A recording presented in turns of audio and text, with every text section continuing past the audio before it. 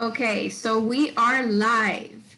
Welcome everyone to Unleash Hacks Dominican Republic. You are here to witness the pitches that our teams have been working on since yesterday. We are very, very excited to have come to this point. It has been an interesting weekend. We've shared so much, and we just can't wait to listen to what they've come up with.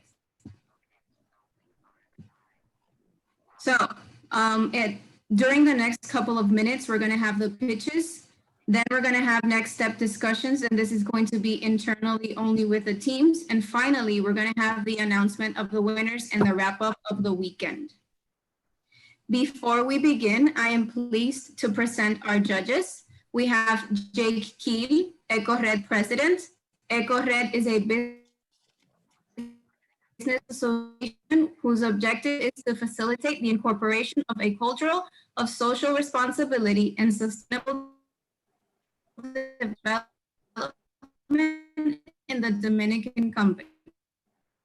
EcoRed manages economic development facing the sustainability of Dominican Republic. We also have Jeannie Heinsen, President of Sostenibilidad 3R. Sostenibilidad 3R is an organization aimed to promote citizen awareness of the efficient use of resources and the proper management of waste in the Dominican Republic. Inka Matila, UNDP DR resident representative. UNDP, or United Nations Development Program, has been part of the United Nations system in the Dominican Republic since 1964. They worked helping to reduce poverty, inequalities, and inclusion, and they support countries to develop policies, leadership, and partnership capacities and strengthen their institutions, as well as build resilience in order to obtain concrete development results.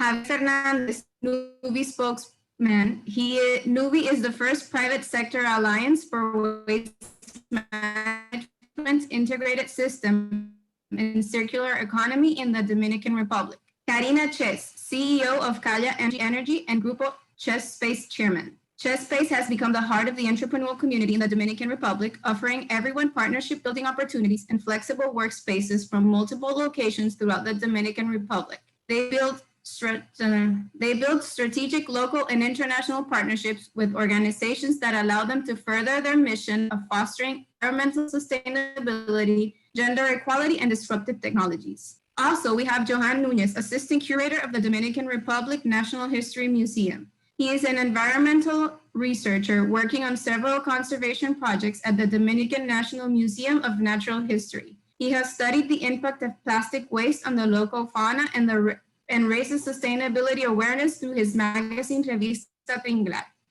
We are very, very happy to have you here. We are also excited to count with facilitators and experts from all over the world. And without further ado, let's begin with the pitches. Just to remind you, the judging criteria. There is 30% innovation. This is the framing of the problem based on unique insight that highlights an unaddressed tension or fiction. Does the idea directly address this tension in a creative way that others have not been able to do in the past? Impact potential, 30%. How much impact on the SDGs can the idea potentially have? Is the problem and idea clearly mapped to impact metrics, ensuring each element is purposeful in creating change? And is the idea scalable? Viability, 30%. Is the problem backed by real data or experiences? Can the idea solution be technically feasible and implementable? Is the business model robust and feasible? And performance, 10%. Can the team convince others to care about this problem, join their team, and support their ideas?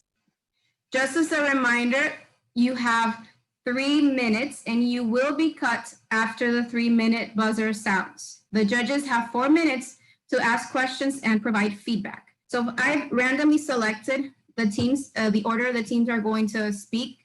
So I will just call you out. As soon as you have your presentation showing, if you have one, I'll start the timer and you have to begin speaking.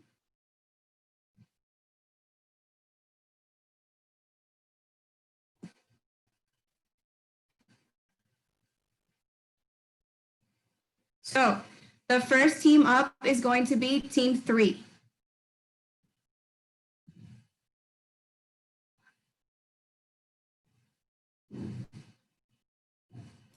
Okay, Team 3, here we are. I'll share my screen.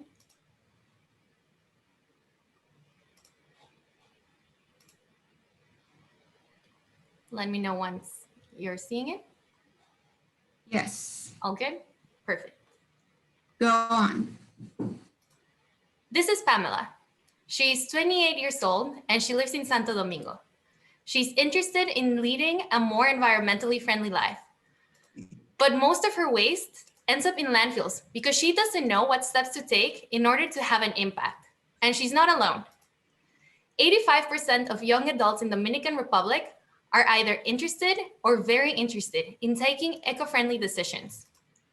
However, out of that same group, 82% doesn't know how much trash they're generating, and 67% of them doesn't even separate their trash. We are Eco Alliance.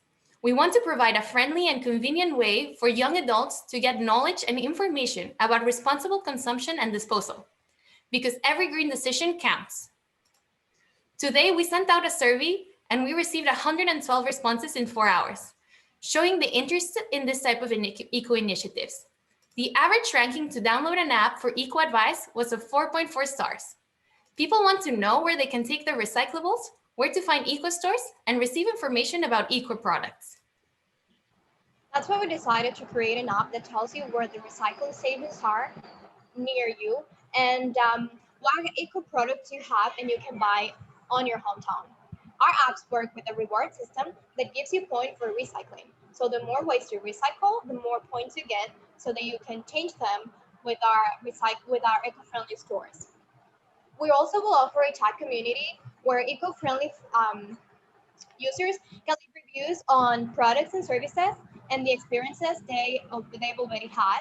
And we plan to expand on other services such as restaurants and supermarkets so that people can find them also in our app. Our app will be directly targeting a gap of knowledge where 88% of young adults don't even know where to find the closest recycling center to them. Our pilot program will be in Santo Domingo with young adults aged 20 to 29 that have mobile devices and that are interested in recycling, leaving us with a beachhead market of 85,000 people. We plan to then replicate this model in other cities and later on target other age groups. The app will be free for users and will obtain revenue from advertising fees for our eco services. We'll do our marketing through our partners and in social media to incentivize users to download our app. We expect a cost of $10,000 for app development fees. We have identified these potential partners in Santo Domingo, starting with collection centers and later on expanding to other green initiatives. Our team is composed of 6 talented and environmentally aware individuals. And we are Eco Alliance, the mobile app where every green decision counts. Thank you.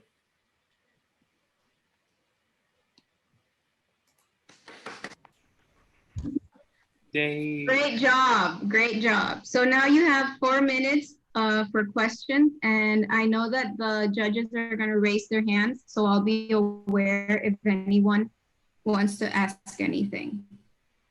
The timer set for the judges.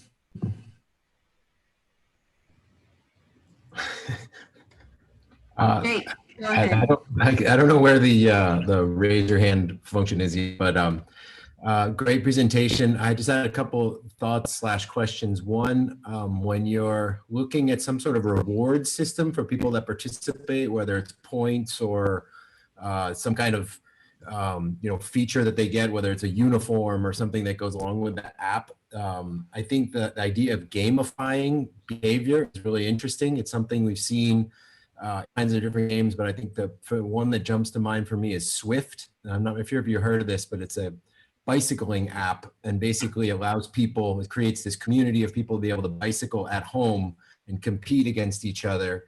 And as you get more points or more miles or more achievements, you continue to scale up in the game. And so it's gamifying, in this case, a good athletic behavior or, like exercising.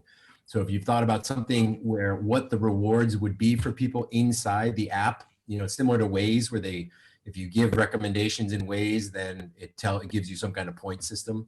So if you thought about that, and then also, is there any thought of connecting this to other types of civic action. You know, because in this case, it's basically assuming that all environmental problems are caused by the consumer, but is there anything that you've thought of to link it to the companies or to politicians for good policies, or some way to kind of hook other members of society into your app so that there's more sort of participation? These are just thinking out loud, but things you might want to think about. Thank you, Jake. Do you guys have anything to answer? Yes. So I believe one of my colleagues, they're asking me to go to a certain slide. Just 1 second. Okay. Diana? Okay, so I'm gonna answer your question in the meantime. So the actual in the first phase of the app, the reward would be that you could change your points for eco-friendly products.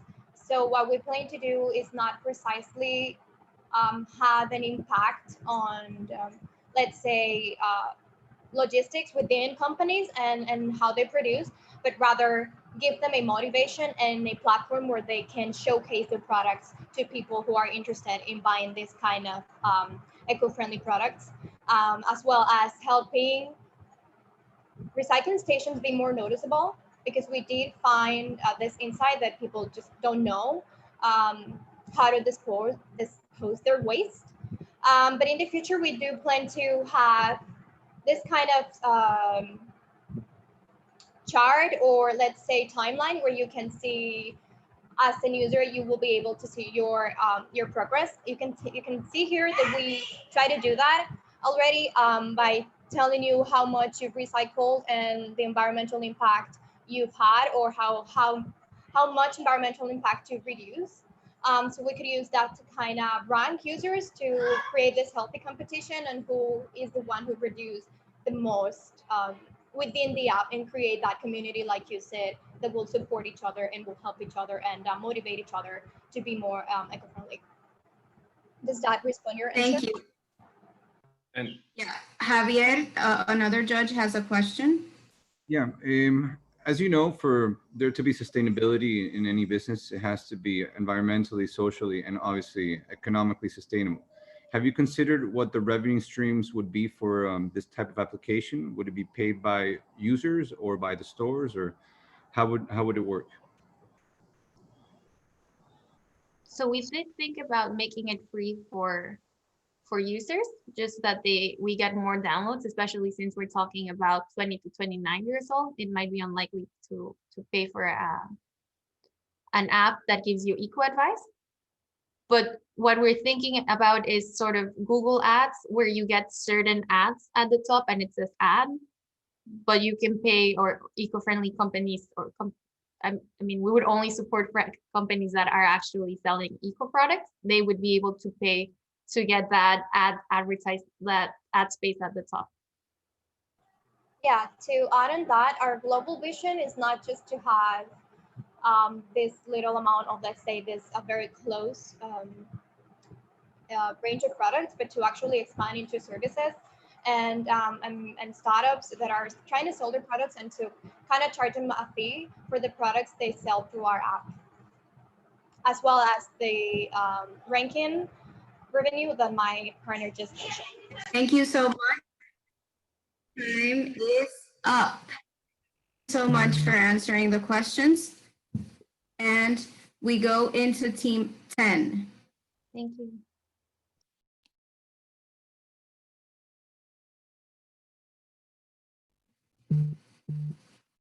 Can you hear me and see the presentation? Yes, and Perfect. just give us a moment, and I will let you know when you can begin. Perfect.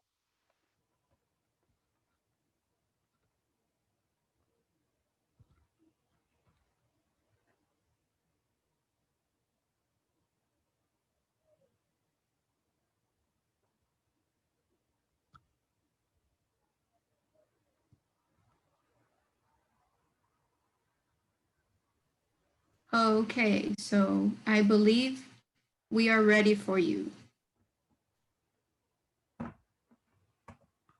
now? Can I start? Yes. Okay. Yes.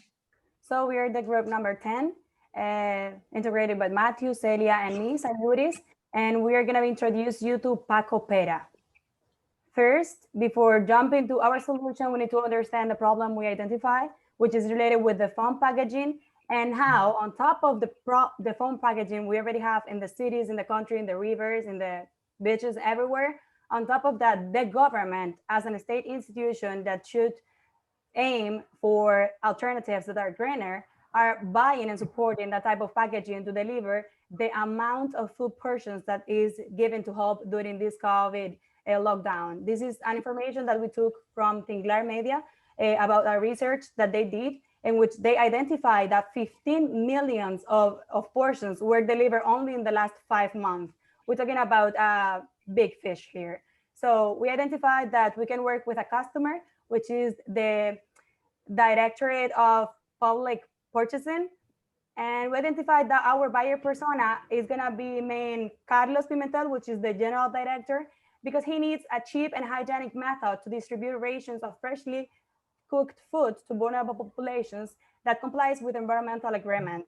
Because the method they have been using relies on foam, which cannot be recycled first, and second, ends up polluting our environment everywhere.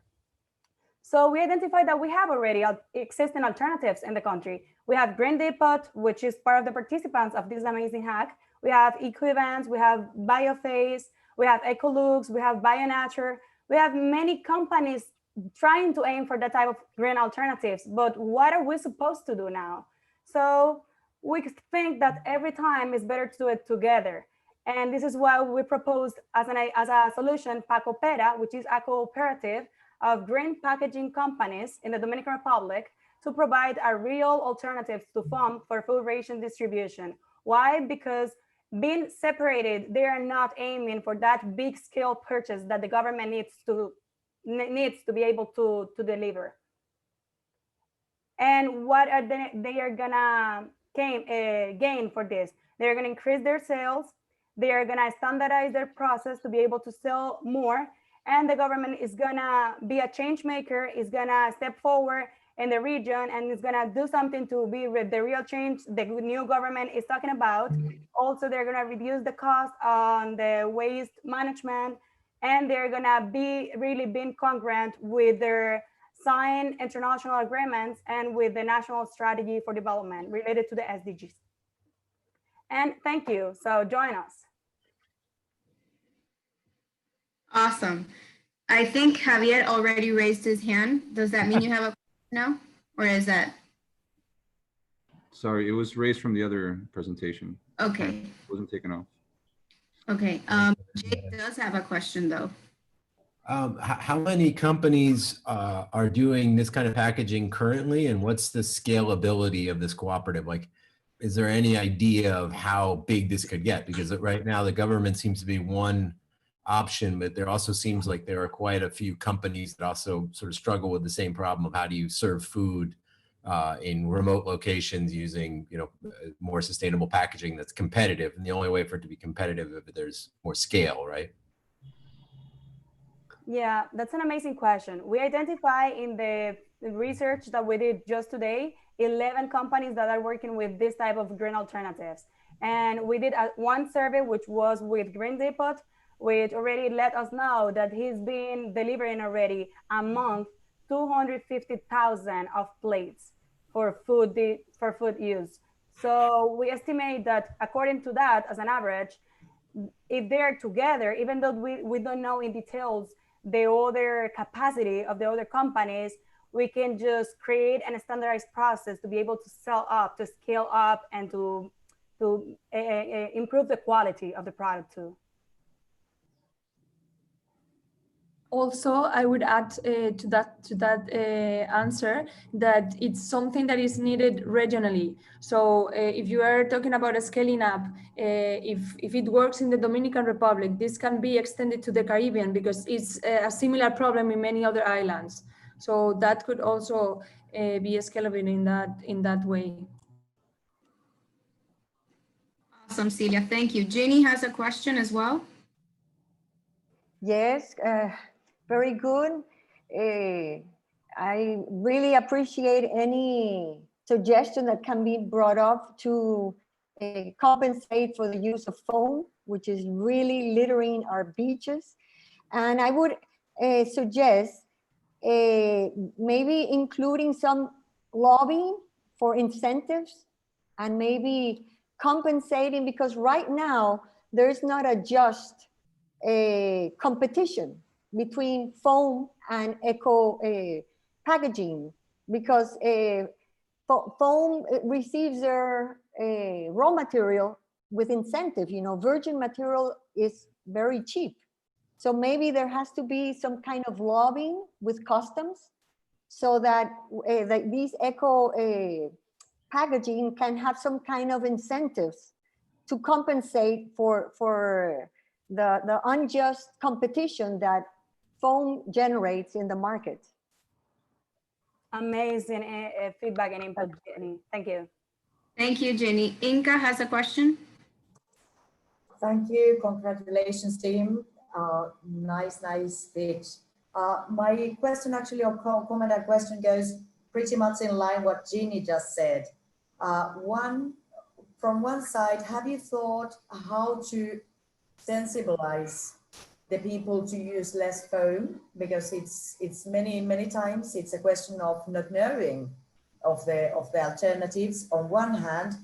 And on second hand, did you see the cost? Many private sector actors, tiny restaurants, they are claiming that alternatives for foam are very expensive. So did you do some kind of market research on the cost? Yeah, what are you saying is a real problem. Like, we have a really huge gap in between the eco-friendly alternatives and the other ones because of the amount of their production. This is why we bring this cooperative model as the solution, because if they became together, then the costs are gonna go down and they're gonna be able to compete in better conditions. But also from the government's perspective, which is for now our main client, if they really wanna put that sustainable purchasing and that SDG 12 and that change they're aiming as a even slogan of the new government, then this is an opportunity to become the leaders and to motivate the private sector to do the switch and to create the incentives for the good. Because what we have now is that the incentives are for the ones that don't need them anymore. Thank you so much, Team 10. Next, we have Team 8. And while they get ready, the judges have a few minutes to put in their judging.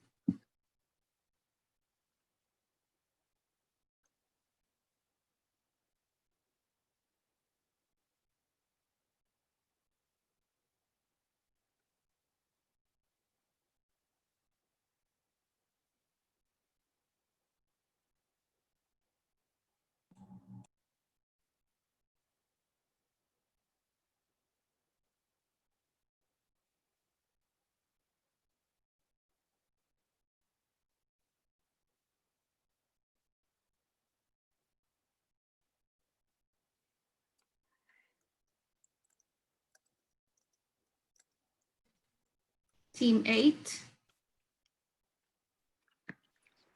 Hey guys, what's up? I'm just looking for the presentation. Is it possible that we can share the screen of Nicole? Yeah, go ahead. Nicole, can you share? Hi, I'm sorry, a minute. I'm on my way. Okay.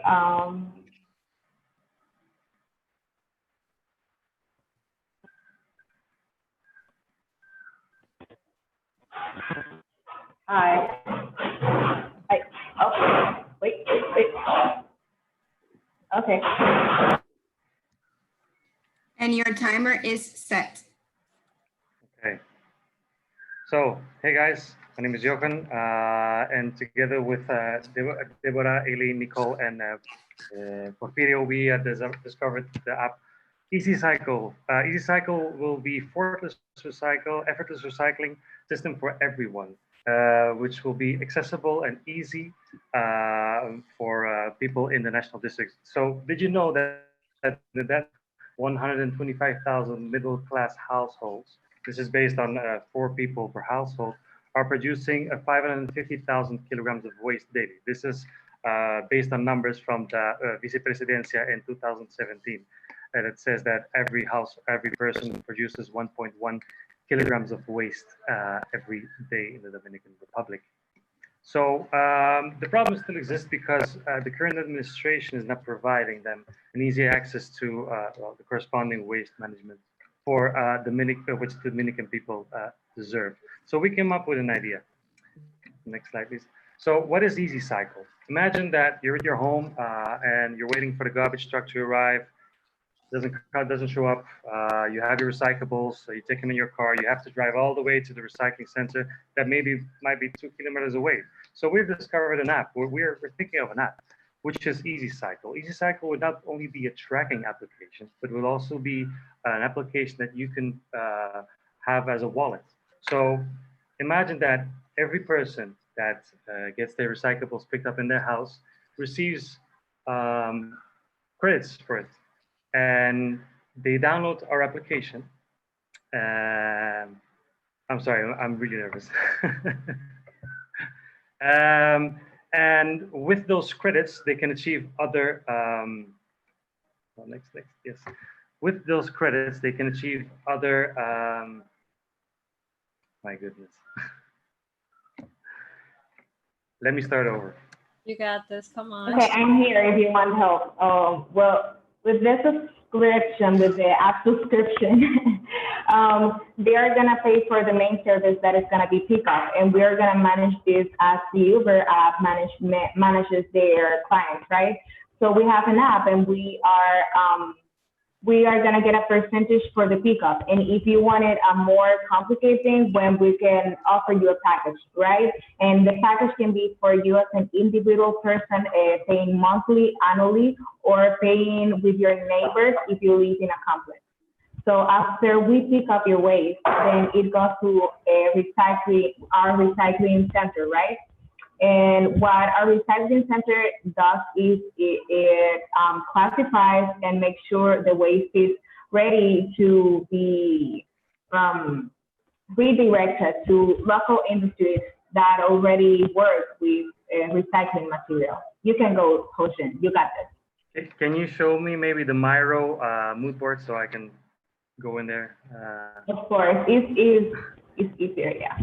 That's easier for me. So basically, application, pickup service, fast and easily. So that means that we're going to provide a service to pick up your recyclables at your home. That means also that people, for example, like Uber, imagine an Uber recycling, that people can apply with their own vehicle to pick up your waste and take it to our recycling center. Imagine that not only for those recyclables, you can get credits that you can use in our platform, but also companies. Is up. Yeah. But don't worry, I am sure the judges are going to ask questions that are going to guide you through finishing. Okay, thank you.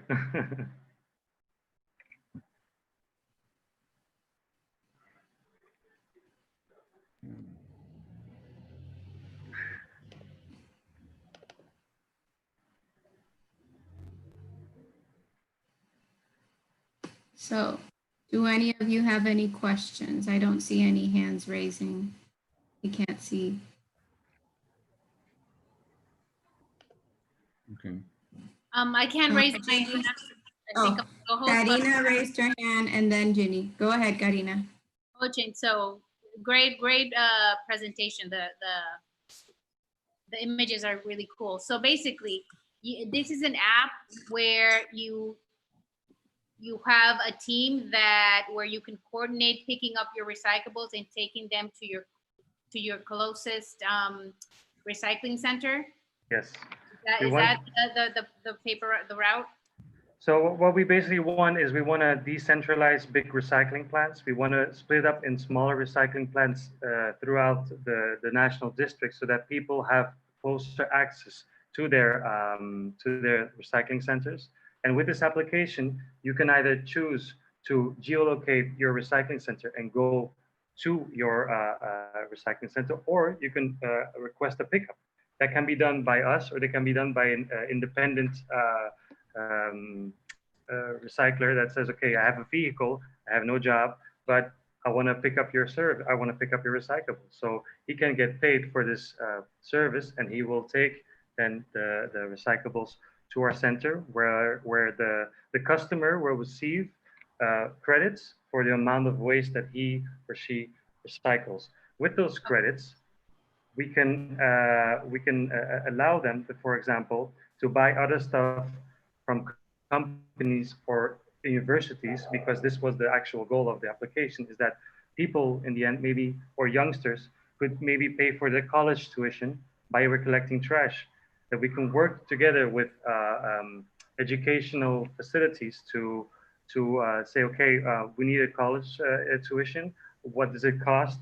How much trash do we need to recycle? And who can we make happy with a college tuition? So that children are incentivized. If they want to learn, you can pay for it, but with recyclables.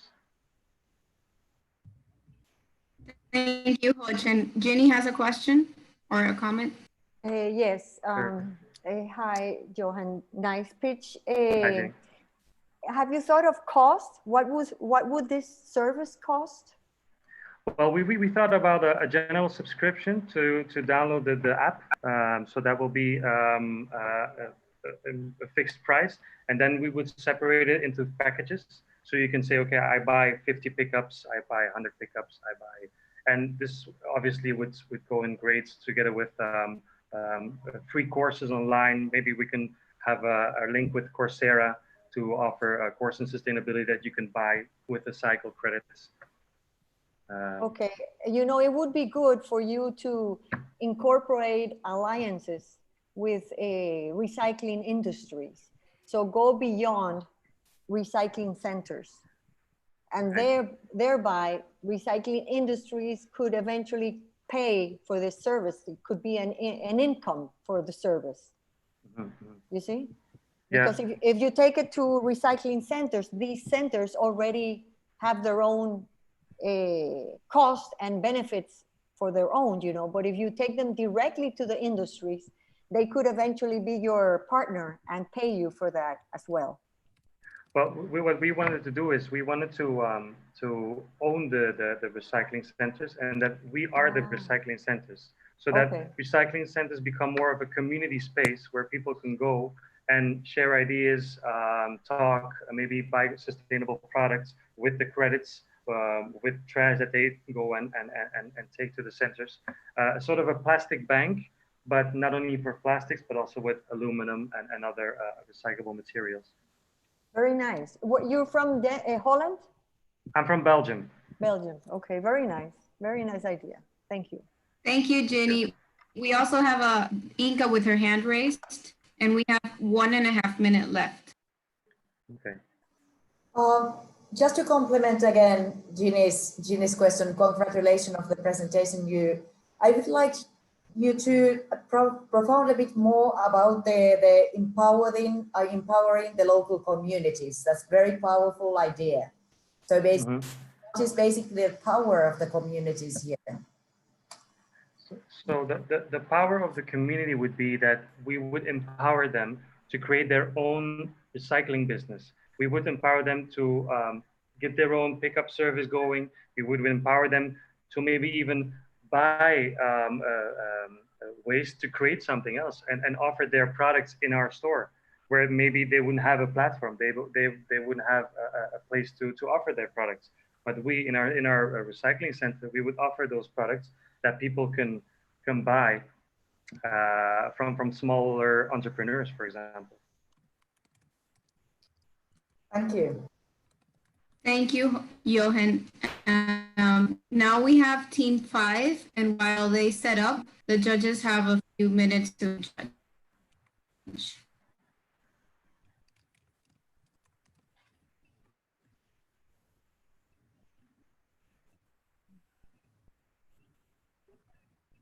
Can you guys see my screen? Yeah, yes. Okay. I will let you know when you may begin. Ashley, We're good? Yes, you can. We can see the screen, and I'll let you know when to begin. Okay.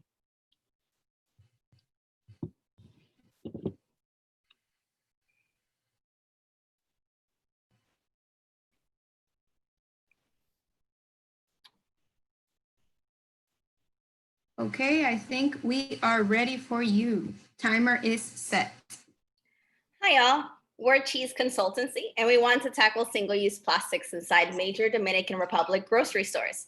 So about us, we come from many different backgrounds. Two of us are located in DR, Janibel and Nicole.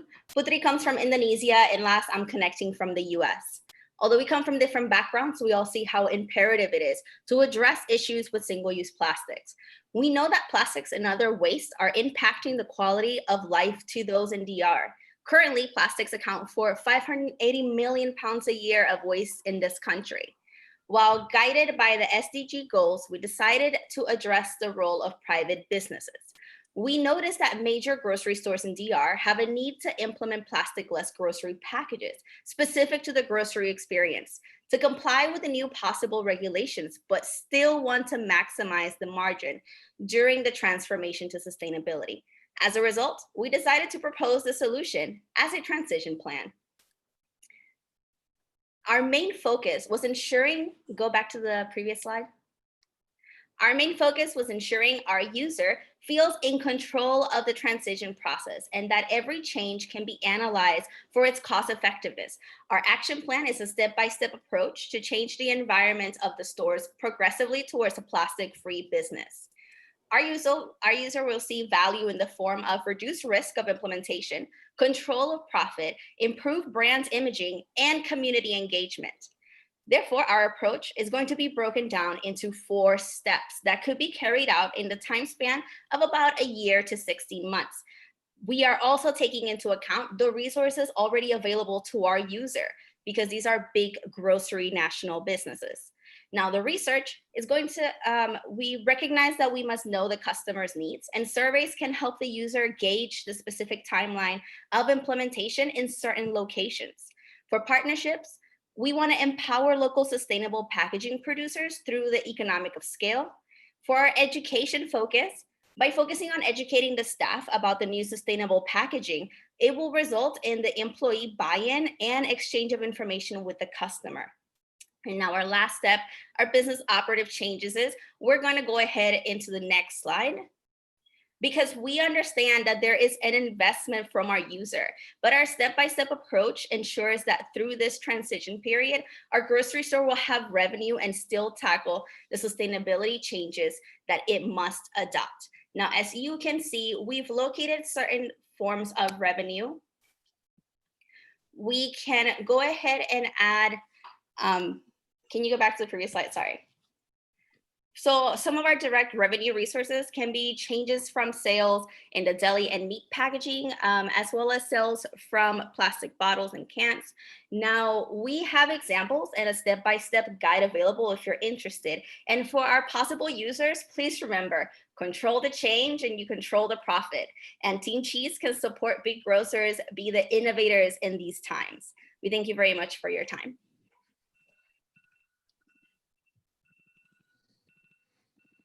Thank you so much, Team 5. We have a few minutes for questions. I know that Johan, Johanna raises. Yes, very nice presentation. I really like the idea of including the education part, and it needs to be transversal because from top down to bottom, if all the employees and the communities invested in these themes because they are educated on it, I think that has way more impact than just trying to implement it at the business level. So cheers. Thank you so much. Any of the other judges have any questions or comments?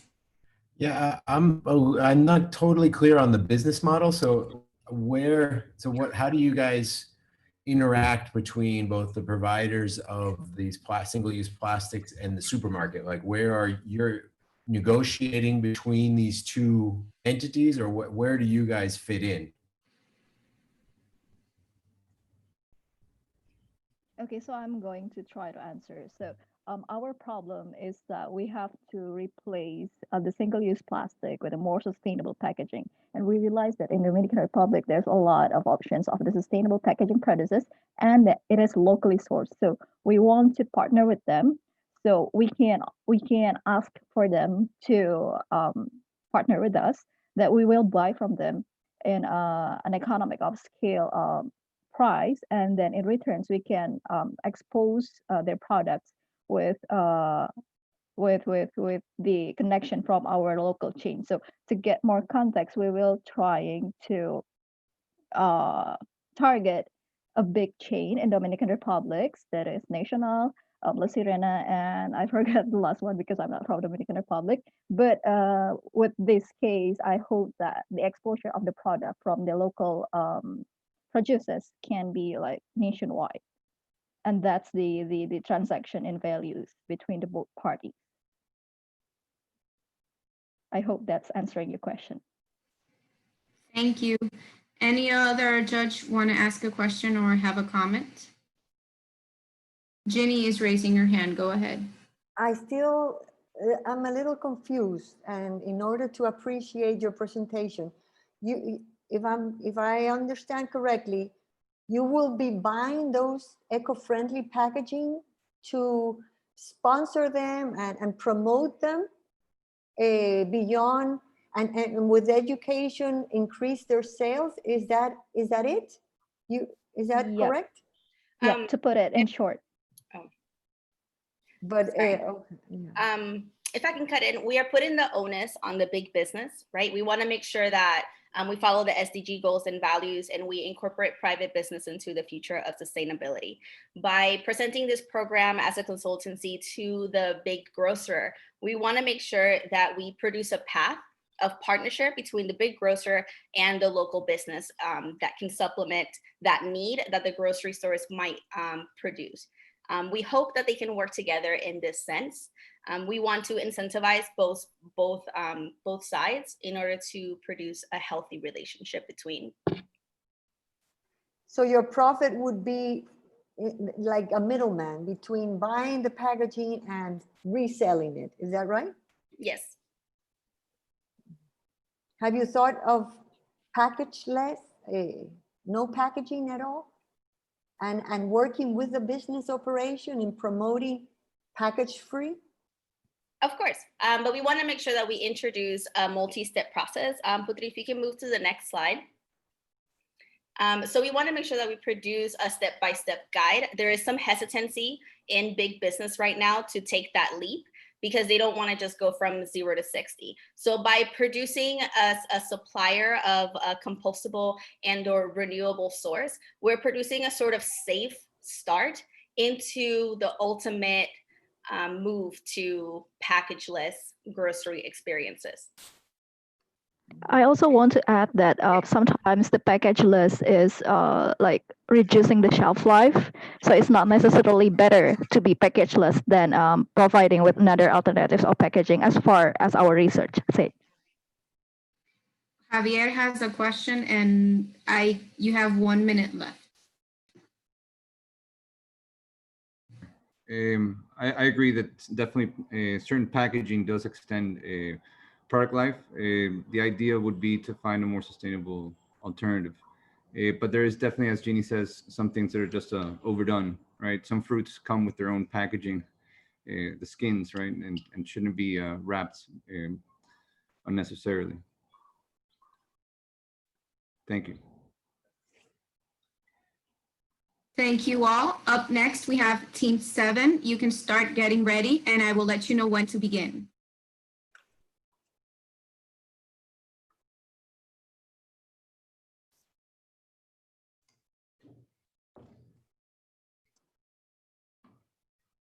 Yeah, that I'm ready.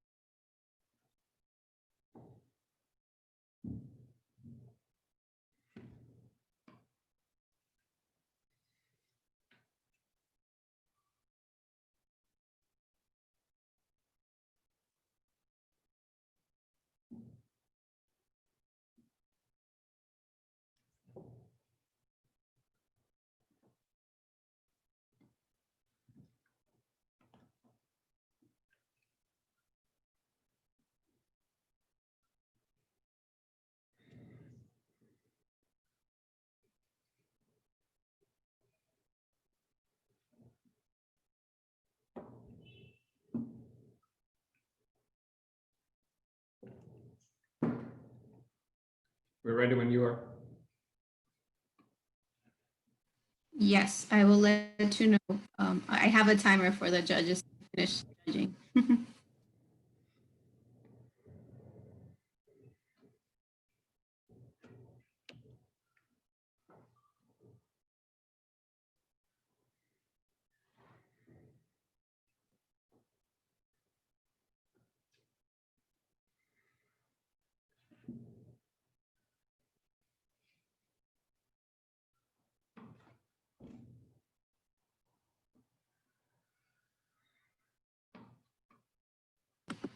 Okay, we are ready for you.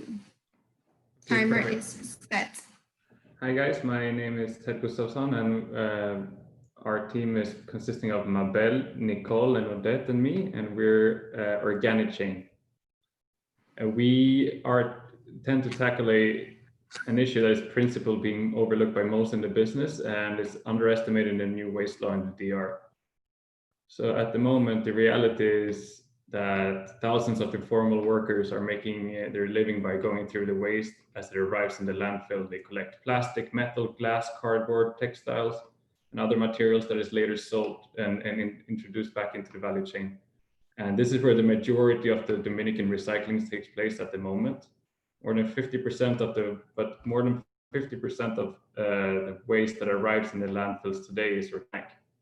And the organic waste contaminates the recyclable material and make it harder for the workers at the landfill to separate out the valuable raw material from the organic waste. Next slide, please.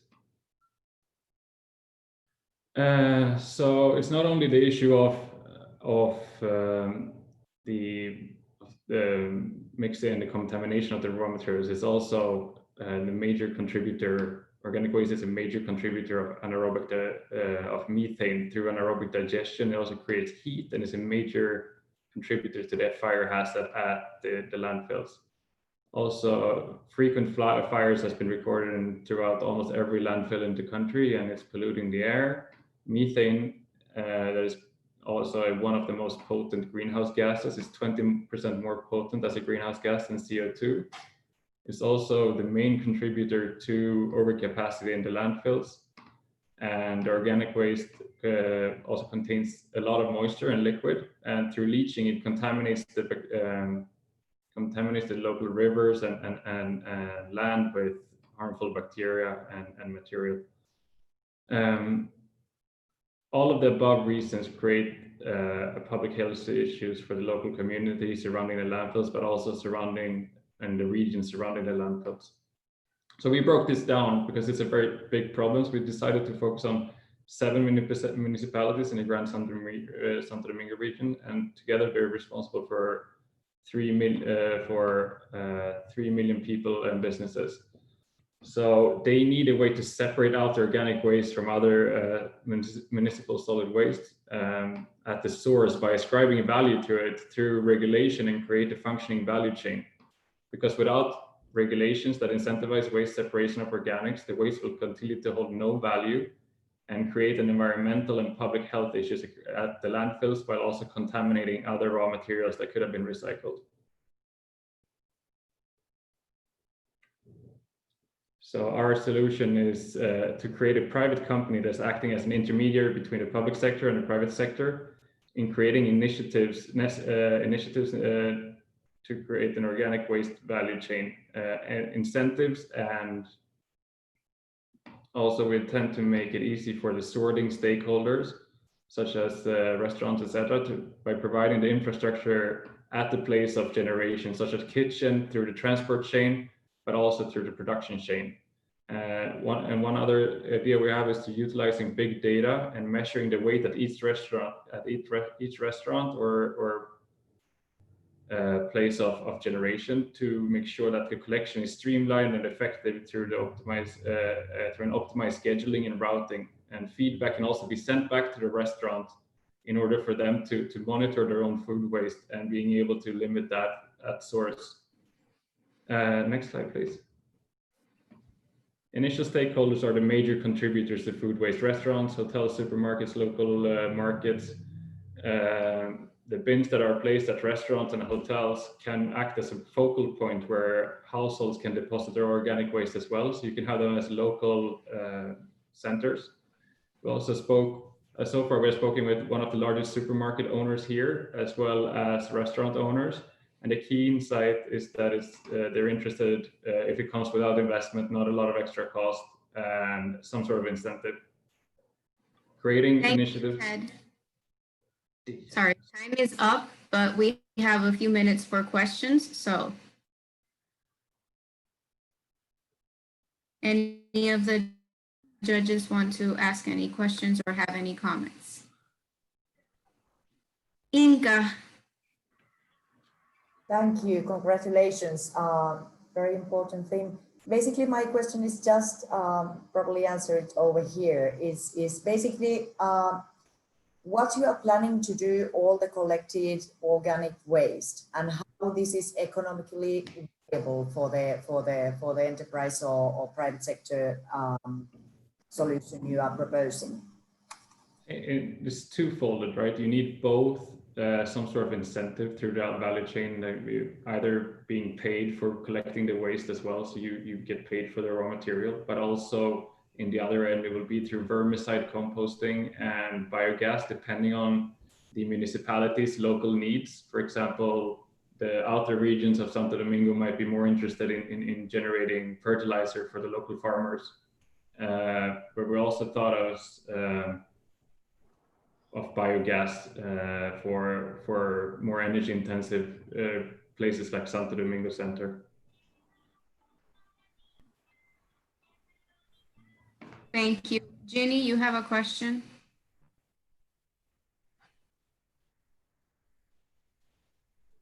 I have a question. Yeah. Jake, Ginny is first. She's in mute. Oh, after her, I'll give you the.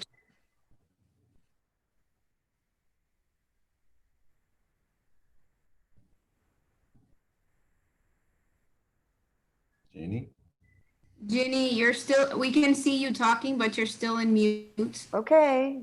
Can you hear me? There now? you go. Yes. Yes. Okay, Ted, nice presentation. You know, 60% of our waste in Santo Domingo is organic. So Yep. It's something very needed. But let me give you an idea. You know, around the Santo Domingo area, there is not much demand for organic compost. Like up north, where the plantains are, there is a lot of demand for that end product.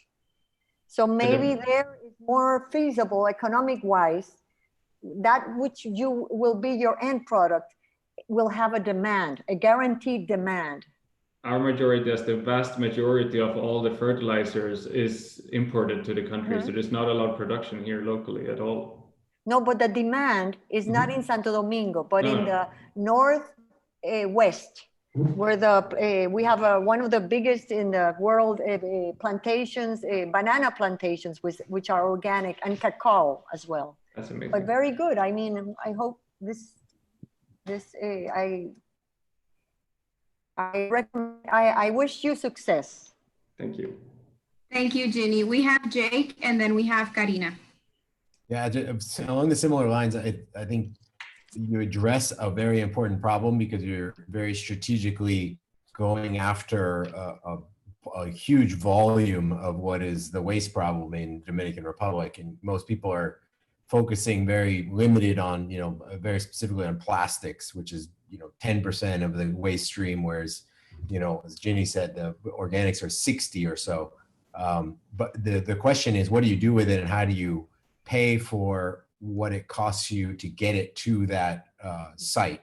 So if you're transforming it into compost, what is the model that pays for that? Because you have to have these stations, you have to have education to get people to separate it, you have to move it all over the place, and then you have to bring it to the central site. And you've got two ideas here. You're talking about composting and biogas. Have you looked at other places that have done things similar, ideas of either composting or biogas, and what the similarities would be to the Dominican Republic? Like in South Korea, they've done a lot of really good work with compost. Germany, they've done a lot of really good work with biogas. Have you looked at some of these other models and what might make more sense economically for the DR? We have a system in my hometown. It's called Go Biogas in Gothenburg, Sweden, and they aggregate all the organic waste from households. So in your house, you get a brown paper bag, and that you put in a separate bin down in your trash collection area, and that gets taken into becoming biogas and actually fueling all the buses and public transport in the city. But is that paid for by the city, or is that paid for by the government, or is that paid by? It's subsidized by the government. It's incentivized by the government. Okay. So in the DR, you would probably need some model that would, compensate for that, because in the DR, it's unlikely there will be a subsidy. So there has to be some other way to create the economics of that. One of the restaurant owners that we spoke to, he was so unhappy with the local service that he's paying for a private company to take care of his trash. He's actually paying above the other trash just to get rid of it, because it generates pests and other odors and stuff like that. So there is incentive for them to pay to get rid of the organic waste fast. So it might be that part of your model is to be really strategically focused on large producers of organics and make contracts with them and provide them the service, as opposed to trying to do city collection or hotels or restaurants. Say, we're only going to work with supermarkets, or we're going to be very specific with restaurants that are big volume producers or something like that. You might want to be pretty strategic about those decisions. We spoke to one owner of a supermarket chain here, and he was interested. He said there's been other incentives in plastic and other ones, but never in organics, and it's quite easy for them to separate that out. Thus he said he would be interested if it doesn't come with a lot of effort and a lot of cost. Thank you so much. And I know Karina is raising her hand. So Karina, you have... I'll be quick. I know we're at a Thanks. So yeah, one question was along those lines, how is this going to be paid for? So Jake pretty much went there. And the other one, Ted, you mentioned about using big data for measuring and predicting waste management. Can you, like a one-liner, tell us a little bit how you're going to implement big data? How are you thinking about this? Yes, so the trucks itself comes with the weighing measures. If you can take that data point, you can actually see over time where. So you can maybe skip one day for a restaurant that generates less, and you can actually come up with the most optimized, fastest schedule that is the most energy efficient throughout the city.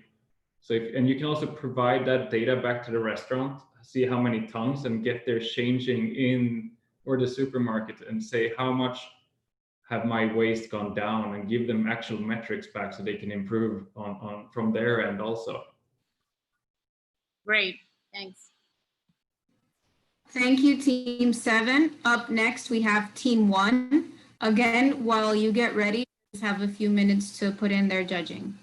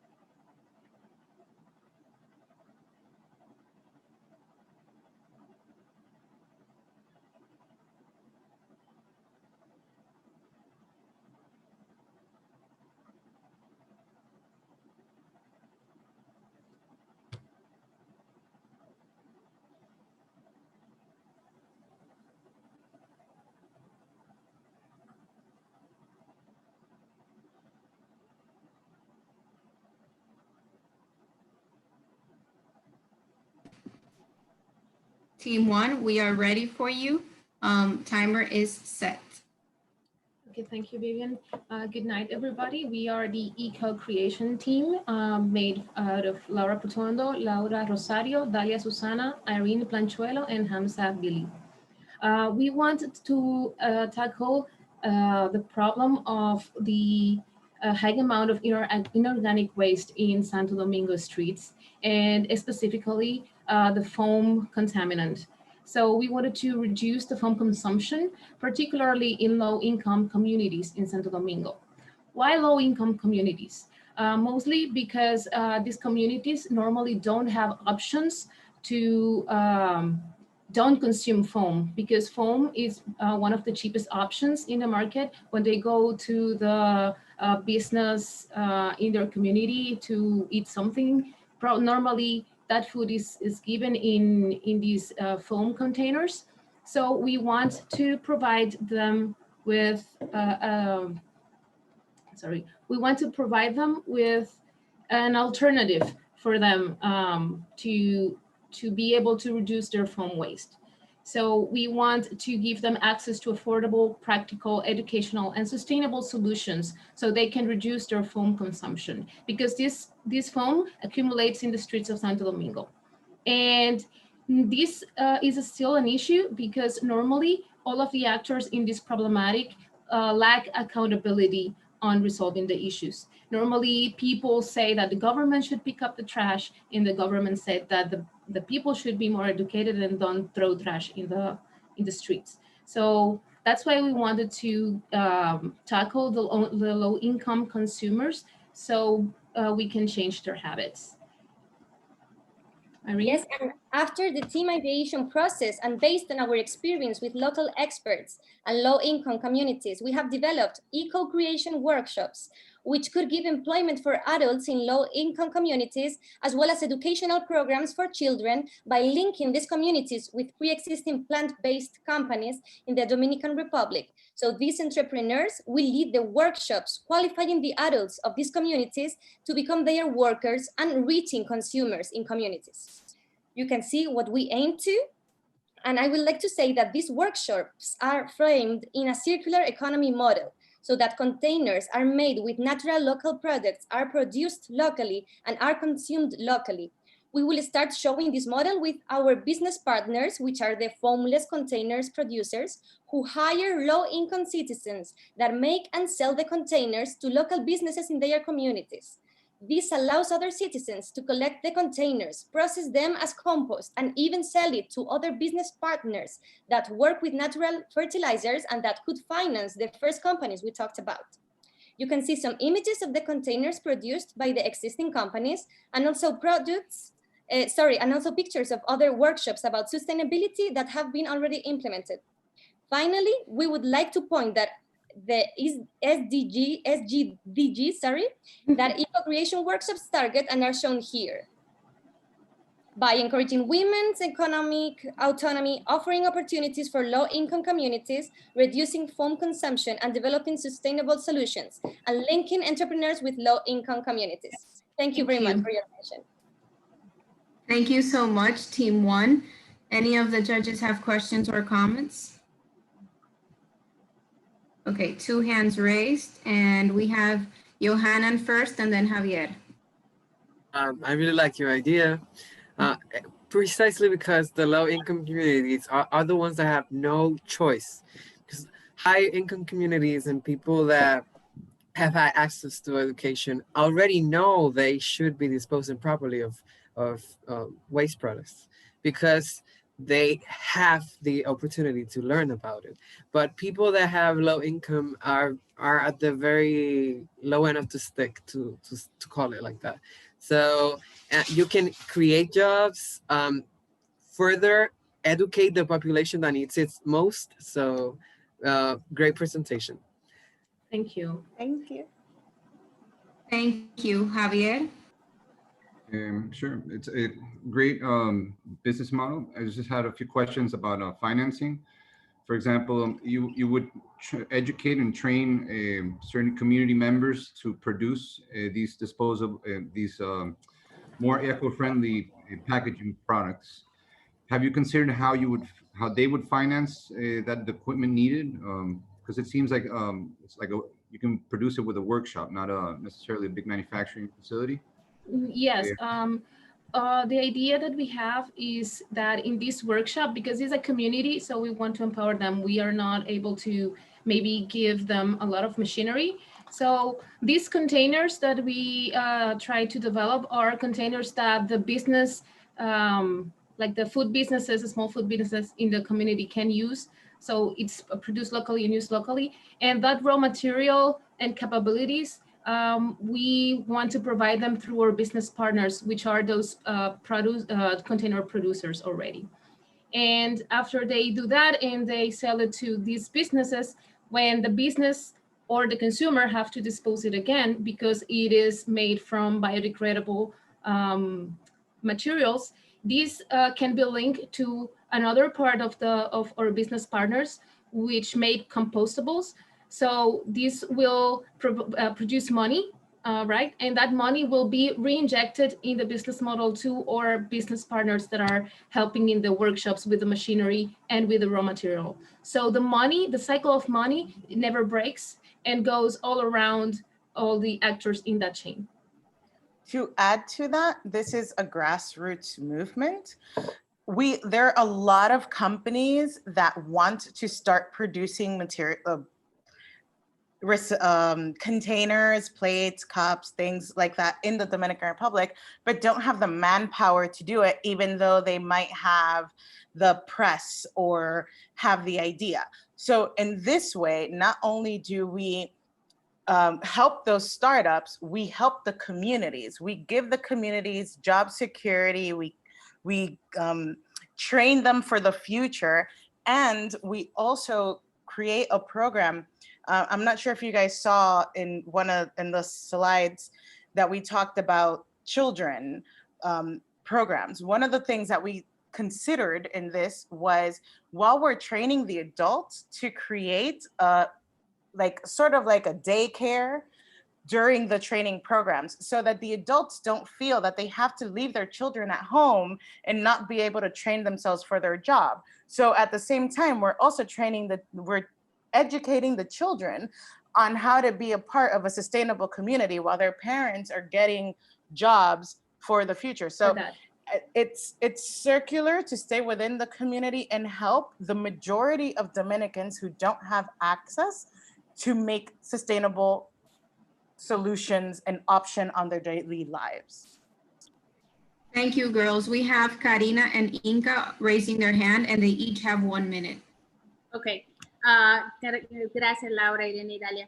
So regarding the discounts for bringing, have you considered, first of all, the purchasing? Because every time I see the platos del dia, I think most of my migraines come from there, because it's so much and so many, and like you say, it's so cheap. So I've approached groups, let's say the food truck towns, that you have all these conglomerates and their groups, and their complaint is always the elevated cost. So we've tried to get them all together to buy in big, in volume. So I don't know if you've considered thinking about that for associations, consortiums, groups of some sorts. Well, absolutely. Sorry. Yeah, go ahead, Dalia. And the second point, I'll do two small points. And the second point, I don't know if you've also considered the discounts for bringing your own containers. I see some incorporating that into the business model if you're trying to reduce the use of foam when cost is a problem. Okay. Thanks. Absolutely. Cost for us was a very big part of the whole idea, which is why we wanted to use raw materials in small communities and train those small communities to continue using these products. Because yes, they're more expensive to make, but they're mostly more expensive to make because you're using materials that are not local, and you're importing and you're moving from one town to another. So if I have this town that makes a lot of caña, I'm gonna try to use their caña products, and there's gonna be a business that probably tried to work with that, but didn't have the resources to do it. So it's again, that circular economy, creating a system that works with what we have, the raw materials, reduce the carbon footprints, and provide something for the communities. Yes, and regarding giving your own container, we also thought about that, but the thing is that these low-income people have very practical lives because they don't have a lot of luxury like middle class. So we didn't want them to be tied to have to carry around their things. And in this first phase, we wanted to provide them just an alternative for the foam, that it's not more expensive. Later on, after this first cycle of education, we will try to incorporate the no use of disposable at all. Thank you, Laura. Inka? Thank you. I have a very quick question. What is innovation in the workshops? Of course. What makes people change their behavior? Yes, so in the workshops, what we are trying to do is first trying to educate them so they can see the impact of their actions in the climate, because right now people, it's not real, at least in low-income communities, they are not really aware of how their actions impact. They think that because I'm only one person, I throw this can here, and that doesn't matter because I'm only one. They're not seeing that they are also being part of that problem. So the first step is for them to let them know. And the innovation here is, we know that these companies doing these containers already exist, and the workshops already exist. But what doesn't exist is the conjunction of that given to the community, so they have their own economy for them to be autonomous, and for them to be able to be part of the solution. Because normally governments impose solutions to the people, and especially low-income communities are not given the opportunity to be part of that solution. Thank you very much, Team 1. Up next, we have Team 4, and I will let you know when to begin. Thank you.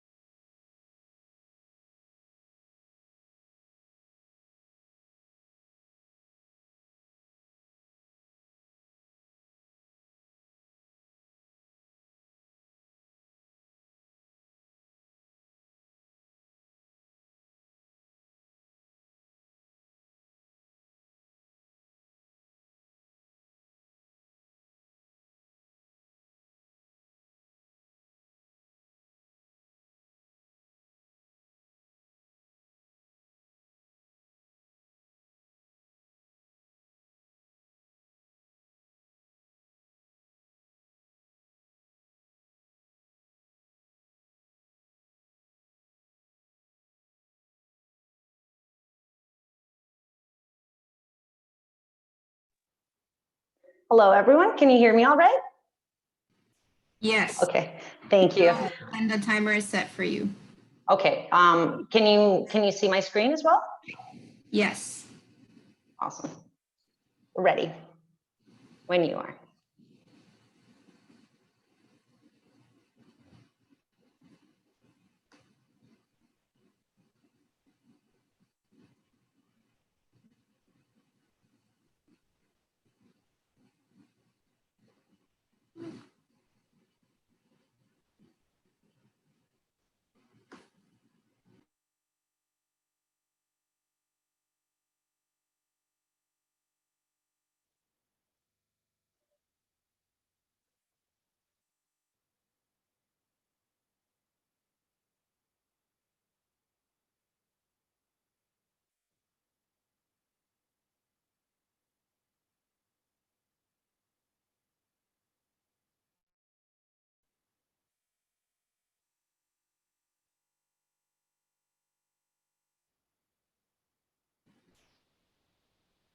Okay, the timer is set for Team 4.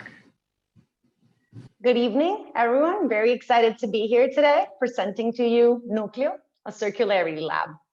So, as the judges probably know better than myself, pigmented PET has very low market value as it increases recycling process complexity and makes it hard for companies to meet their recycling targets and reduce their overall environmental impact. So our proposed solution is to create a triple impact company for products made from pigmented PET and non-PET plastics to help our clients meet their recycling targets and strengthen their environmental responsibility. So who are our clients? plastic industries in the country who are struggling to find local strategic partnerships and initiatives to manage low recyclability waste generated from the use of their products in order to strengthen their overall brand environmental responsibility. So Nucleo proposes a way to rethink plastic. As products reach the end of their life cycle and become waste, Nucleo comes in to collect and deliver the secondary raw material to our innovation workshop, where it's classified and processed into new products. These are the machines we'll be working with. So let's get down to business. We first collect the material, unwanted, low recyclability material from companies and partners. Companies pay a fixed fee for recycled plastic tons.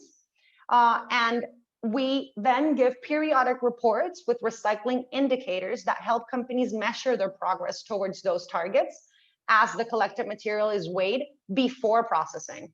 Then we get to processing the secondary raw material into new products, which are then sold initially through partner vendors, but hopefully eventually through our very own Nucleo shop. So these are some of our potential partners. Hopefully there will be many more. It's just an open invitation.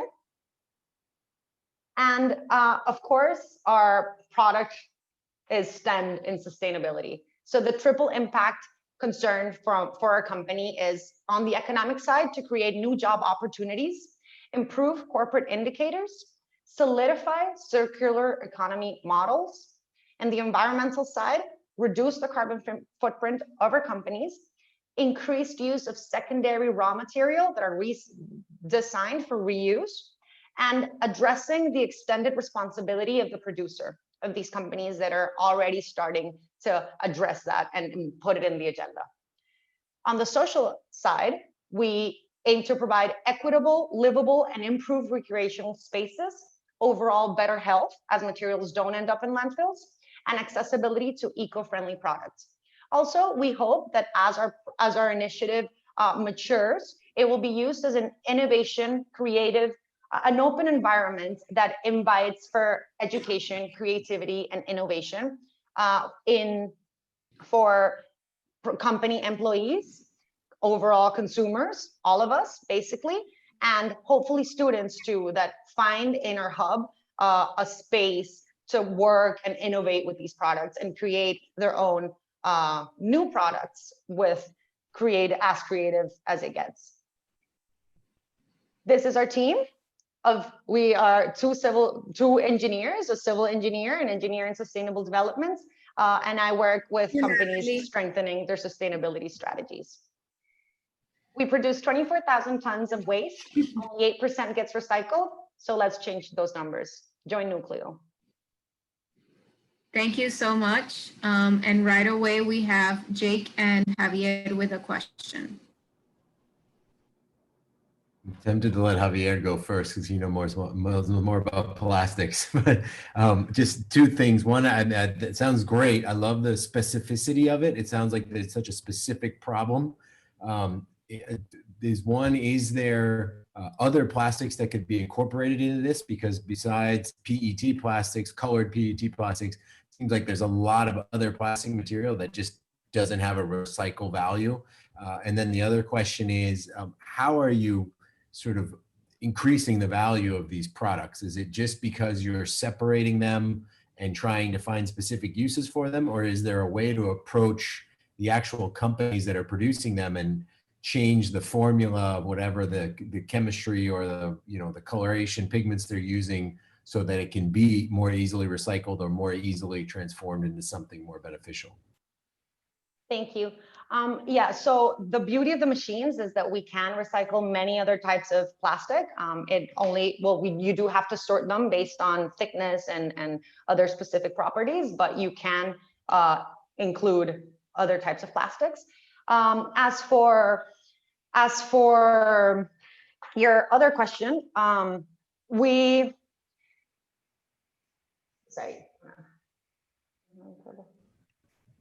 Just is there other changes in the process that could make these plastics more valuable? I mean, is there something you could talk to the company and say, remove XYZ pigment and all of a sudden it's more valuable? Is there a conversation that could be had that maybe some of these plastic producers are just not thinking along those lines? I don't know if it's like the energy drinks have a certain color or whatever. Yeah, so the conversation is already happening and companies are already working to make some of those packaging more recyclable. But we do have specific products such as molds that need specific colors to maintain the quality of the product. So while we get there, and there's also a lot of like market barriers to changing the way your product looks. So this poses a solution while we get there to all those products that can't change the way they look or the feel or the material. So it's the conversation is happening. We're hoping that every time more companies do make their packaging more recyclable and reduce packaging. But meanwhile, we hope this provides a solution. Thank you, Jake. Javier? I think this is a great presentation and a great idea. Definitely, you're taking something that has a relatively no commercial value right now, that people are dumping away, even though the recyclers don't know what to do with it. So if by adding value through extrusion and transforming it into another product, I'm pretty sure you can find a way of adding sufficient value to make a big profit, considering the raw materials are basically at no cost. What type of products have you considered manufacturing with these materials, considering that's what's going to drive the demand for your production? Hello, Javier. One of the examples we used was making filament for the 3D printers because there's no producer here at the Dominican Republic. So when it's all imported, the retail price for each meter of 3D filament is extremely expensive. And when it comes to the manufacturing process using recycled plastics, it's essentially the same. It's almost the same melting point. It's exactly the same mold, and it's really the same injection. So we can make a product that is crucially needed here for innovation at our country at a way less cheaper price and a really, really low manufacturing price. Yeah. Interesting fact, 3D printing is growing like 35% a year. The industry is still at a nascent, it's still at a small stage, but at that growth rate, it should be this type of project should be scalable to a larger size. Thank you. We're hoping to scale it, yeah. And we actually found that just shredded plastic can be sold for like 8 to 10 times the value of the unshredded plastic. So even just shredding would already, be managing a little bit of a problem. Definitely. Johanna, you had a question, but then I saw you put your hand down. If you still want to ask. I just wanted to precisely ask which products they were thinking of creating and Javier asked that question. But honestly, the sky's the limits. And we're hoping that innovative space will actually give room for creativity and new products as we go on, as the project develops. Thank you. Just one quick question. Why is no one doing this now? It doesn't seem that complicated. Like why isn't there somebody doing this already? I don't know. What's the barrier to this business? Is it the buying of the equipment, or is it the logistics, or like doesn't seem this, it seems like if the value goes up just by shredding it, why wouldn't somebody have thought of this already? Honestly, at least in the country, what I see is that there's no formal middleman to make upcycling real or to make upcycling viable. Karina, you have a question, and again, you have like 1.5 minutes. Yes, because precisely that, I was going to ask if you have a preliminary numbers or an idea of any sign-ins, company sign-ins, if you shopped it around from, I saw you put a photo of the AARD, so just that group, if you had any sign-in of numbers of companies' percentages, because it seems like an easy sell. We are hoping it is an easy sell. We have been part of conversations with companies where, they're reaching out to grassroots initiatives to finish we were trying to get like the ratio of the whole products they have available, like the ones that are easily recyclable to the ones that are harder to recycle. And it's actually higher than we thought initially. And we found that that is actually increasing even in markets like Europe and the United States, where they have higher recyclability rates. The rate of pigmented plastic, for example, or like hard to recycle plastic is increasing. So we're hoping to target that in particular. And it seems like the problem is here as well. From conversations with various companies, they are looking for grassroots initiative to finish tackling those numbers, to be able to reach those pretty high goals. Because here we have, say, like Coca-Cola with their 2030 zero waste objective. We have Cervecería Nacional that wants to recycle 100% of the products that they put in the market. So Thank you, Natalie, and thank you, judges. We are time's up for team 4. Up next, we have team 2, and we're going to give the judges a few minutes to put in their judging criteria.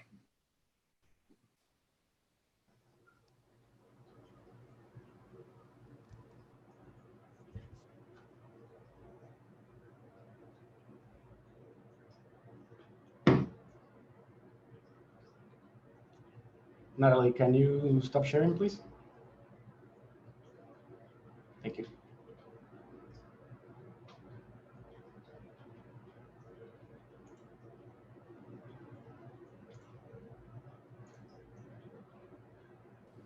And while we wait, I just want to read Robin, one of our facilitators, quote that he wrote in the chat box that I find really, really great. And he says, sometimes the simplest idea is overlooked because of the same reason that people think someone is already doing it. And then he says, it makes the idea even more interesting to explore.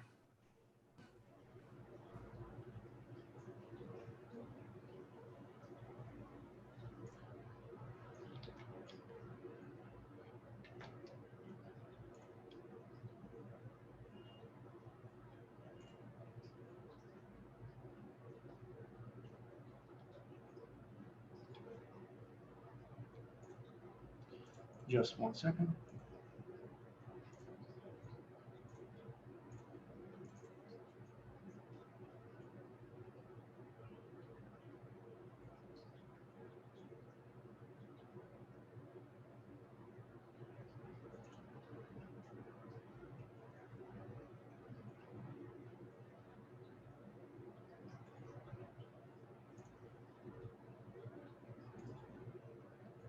Okay, so share.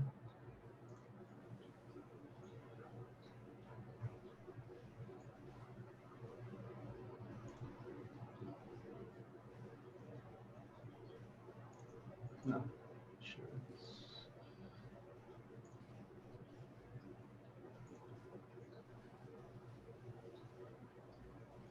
Do you all see my full screen? Yes, you should change display settings so that we can see the full presentation and not the viewer presentation part. How do I do that? Up top. Uh-huh. There, it says display setting right next to that. There. Swap view and slideshow. Yeah. Like this? Yes. Okay, great. And timer is set. You can begin. Okay, hello everybody. Thank you for your time. We are Team 2, known as Lobuso, and we're bringing you today Trash Flow 2.0. So, like many of us who are Dominican and other countries, this is the current situation. Basically, there's no proper waste disposal for any socioeconomic sector, but specifically for low income, it's really prominent problem, which gives birth to the top right images, which are the buzos themselves that end up digging for trash in landfills. Even though we know that the low-income socioeconomic strata is not specifically the Jubelkis, which is our persona to represent the person. Jubelkis is the one that we decided to focus because they tend to range from 35 to 45. And they live in barrios, which are cities where there is no proper city planning. So streets are really, really narrow and uphill. There is a hyper overpopulation. They tend not to trust so much local outsiders, but more local leaders. And they all want less trash, more income, better health, and better services. So concretely defining the problem, we decided that the family's household decision makers in the barrios, mostly females like Jubelki, needed to understand a clear connection between proper waste management and positive rewards or negative impact, because otherwise they won't put on the effort in classifying their trash, and the success of future waste management projects and investments is surely going to be compromised. So this is where we bring you Trash Flow 2.0, a new waste management system via nodes. So the first step in how it works is that you have your household, which produces your waste, and you have two options. You either take the trash yourself to the nodes that I will explain further in the next slide, or you have door-to-door pickups by whom used to be previously the Buzos. And in this transaction, in either of the two situations, you get an exchange of your waste for a fee. On the next step of the core system, you have the collection nodes, which tend to be very populated and frequent centers like churches, school, colmados, with waste control method in order so that when they receive the wastes, they can properly weigh and pay whoever brings the waste to the place. Once classified in the collection nodes, since they are located in easily accessible streets or places, because they already buy from companies that deliver in trucks, it's way more easier for recycling and upcycling companies to establish those points as picking up points for the waste that they have already classified and established. Obviously, it's a large-scale program, so we have to define some initial steps. The first is designing a training program for the collection nodes and the community leaders to diffuse among the community to the rest of the community. Also, since this is based on the existing economy of the Buzos that we previously mentioned, we have to determine a clear economic flow from what the current Buzos customers are paying in order to structure economic benefit system. We have to engage the colmados, churches, and schools that we mentioned in the implementation and promote via the community leaders the project phase of this system and the awareness of local availability for training. How do we know it's working? Thank you, Diego. Time's up, but I see Johanan has a question, so go ahead. Yes, loving the community aspect of the project. More so because we often don't work as much as we should with church leaders and community leaders down in the in some communities. Yeah. Thank you. Thank you, Javier. Yeah, I have a recommendation in the economic income part about giving credits for materials. There might be barriers from tax point of view. So I might recommend maybe getting affiliate companies to give coupons, for example, materials for gas at a gas station, or coupons for food. So you give plastics or cans for food, and it might make it easier and to have that transaction happen and not have to have a large accounting book of transactions. Yeah. Okay. Yes, that makes sense. that's something that we have an idea. For example, in Colmado, that are like local grocery stores, they can have credit for basic products, family basic products. It is such a great idea, so they can have access to food, and with the motivation to give them Colmados the product that they already classified. Thank you, Jay.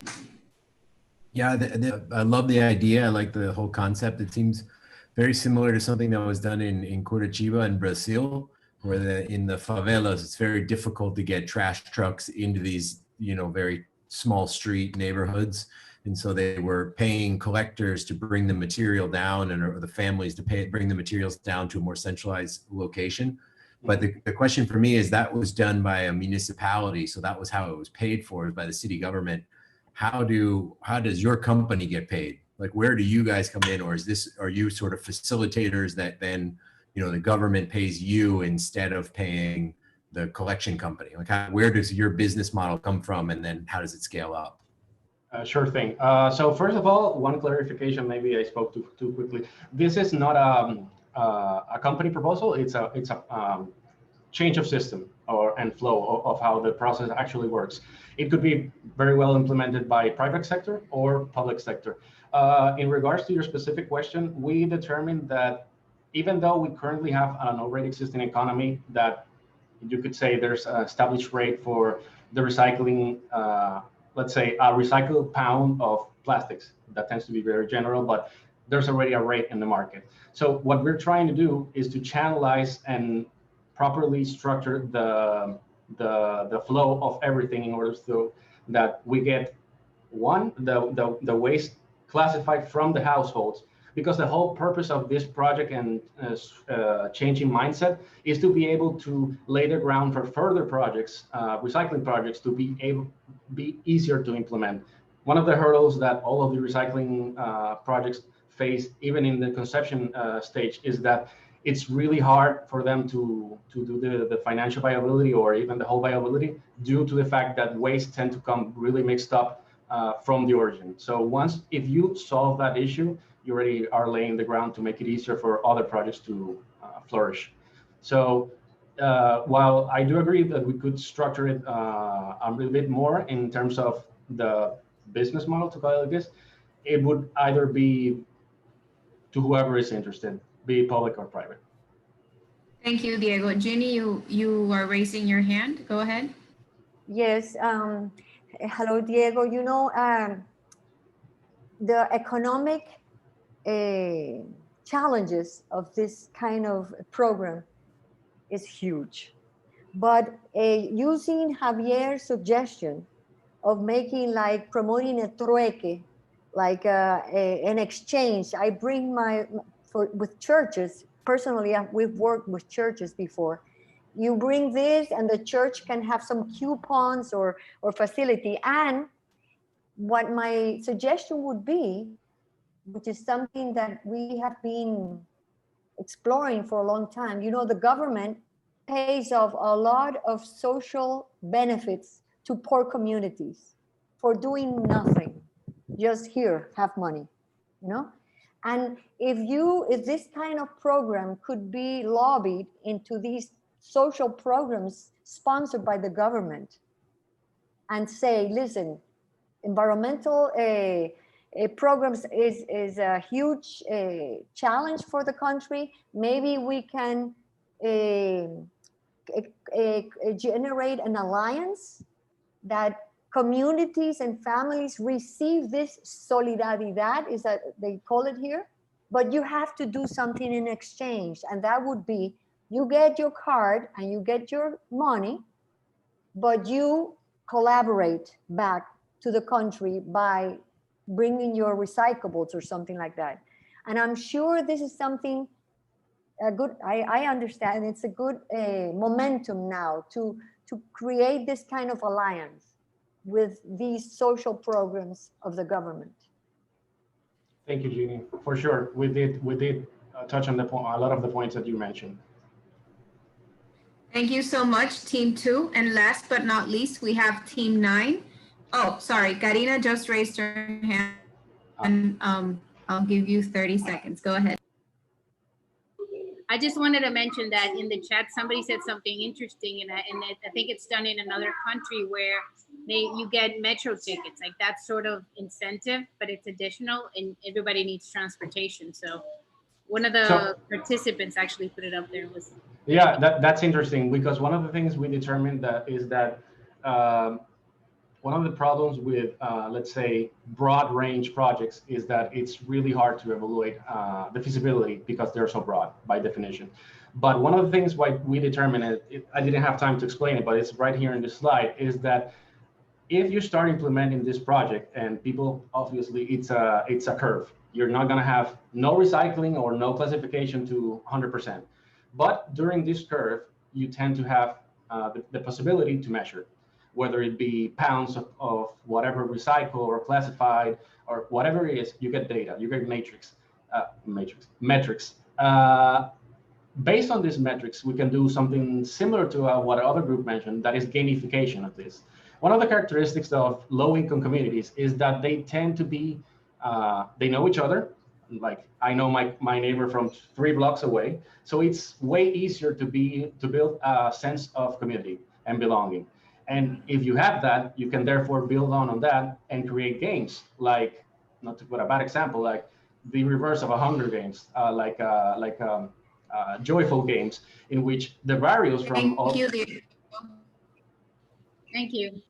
Sorry again. Time's up for team 2. Up next, we have team 9, and I'll give you guys a few seconds to put in your judging before I said.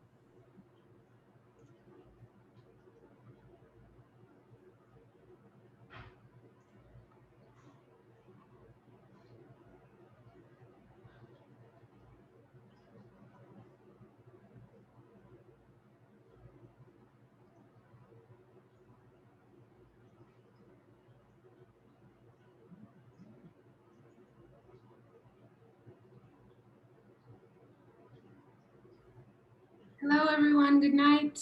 This is Team 9, and we're going to present to you door-to-door collection. Team 9, I will let you know when we are ready to begin. Just give them a minute or two, and I'll let you know.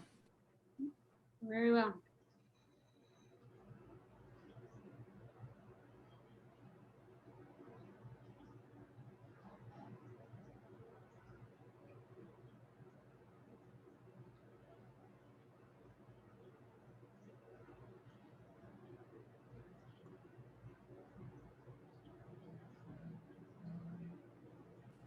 Okay, team 9, the timer is set for you. Okay, thank you. Good night, everyone. Thank you for waiting for us. This is Team 9, and we're going to present to you door-to-door collection system.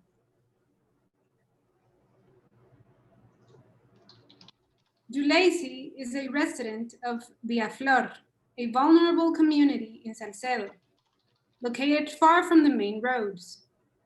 Her community has grown rapidly and irregularly and has restricted vehicle access. Most communities, like Julacy's, don't have frequent waste collection services, if at all, because local governments have not found innovative and cost-effective ways to offer this service. So Julacy and her family throws her trash wherever they see fit, in green areas, empty lots, sideways, waterways. The residents of Villaflor don't understand the negative impact that improper waste is having on their quality of life. Because vulnerable communities like this one are not organized and have low education levels, it is difficult and time-consuming for them to demand solutions from their local government. But they need to take care of, but they need their trash taken care of now. This is why we propose the implementation of door-to-door collection, a program where residents of vulnerable, hard-to-access communities get involved, get educated, and get rewarded. In the first phase, we solve the immediate need of this community by solving the problem of waste disposal, developing a fleet of tricycles that collect solid waste from homes on specific days and times of the week, taking the waste to a common collection point where the municipality can then remove it. For the second phase, we're proposing that residents are educated regarding responsible consumption, the impact of waste on their health and the environment, and on recyclable material business opportunities. Designated residents from the community will then have the opportunity to manage the common collection point as a sorting center. This social program model combines guidelines from other successful waste management programs like zero waste and single stream collection, adapting to our users' reality.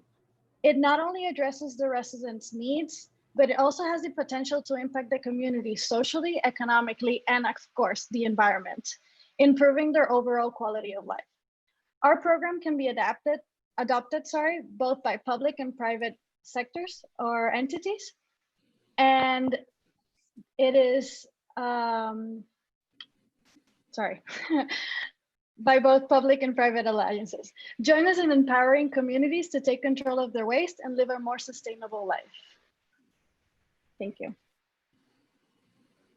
Thank you so much, Team 9. Do any of the judges have questions or comments?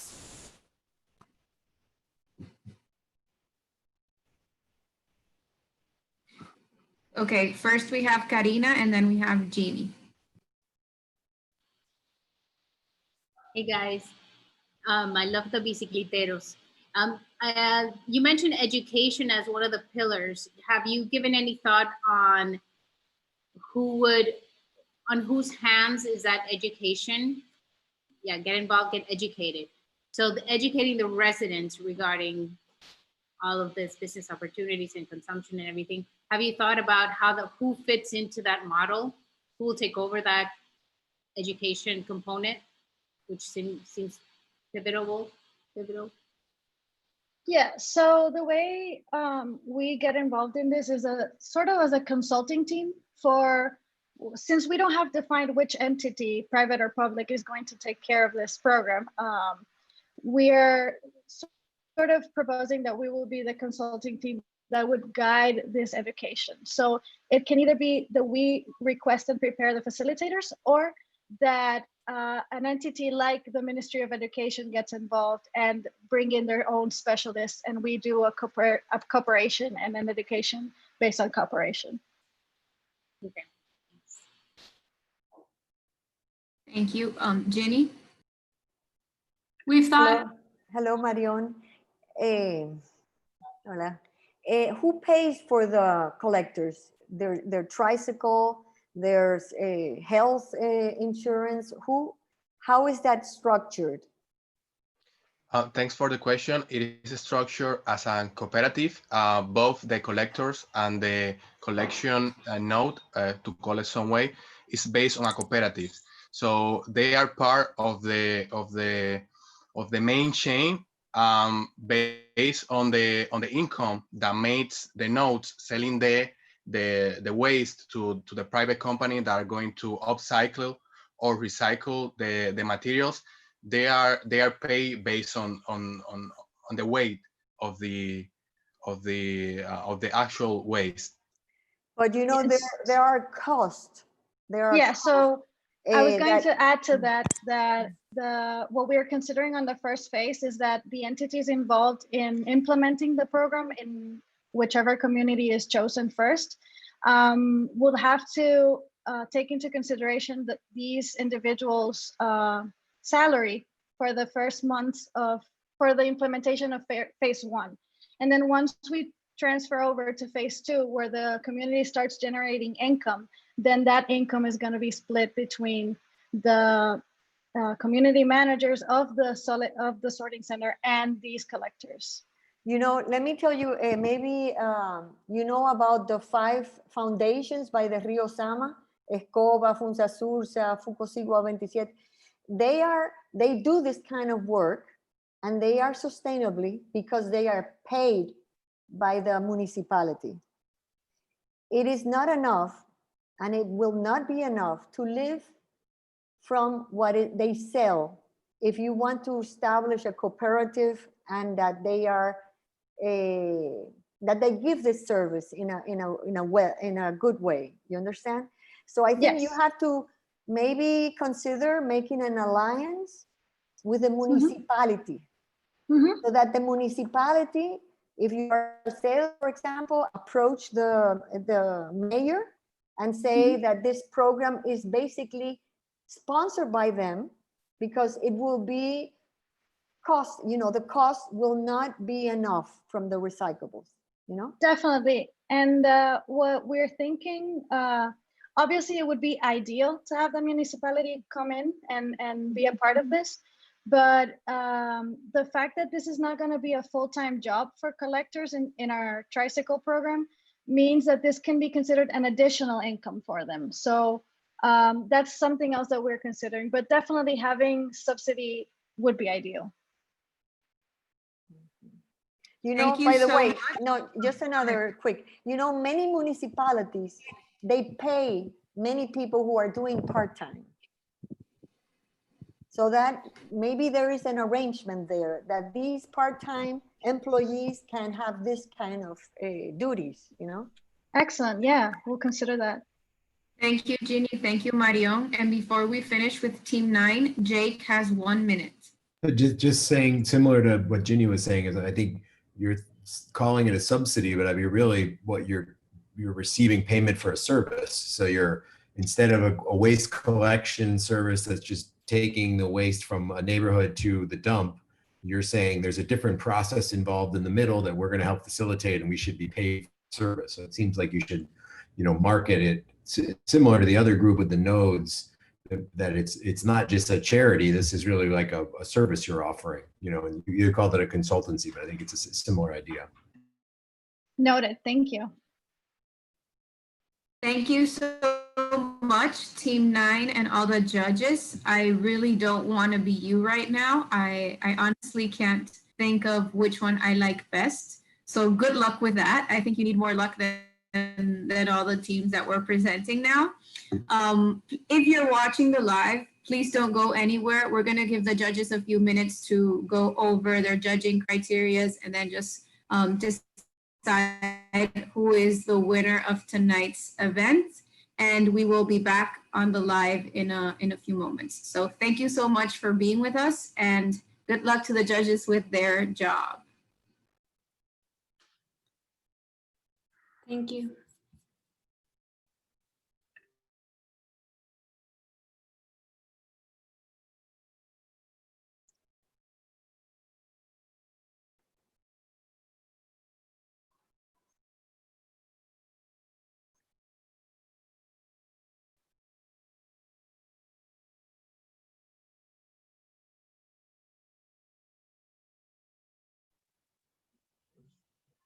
¿Podemos mover a los jueces a su sala, por favor?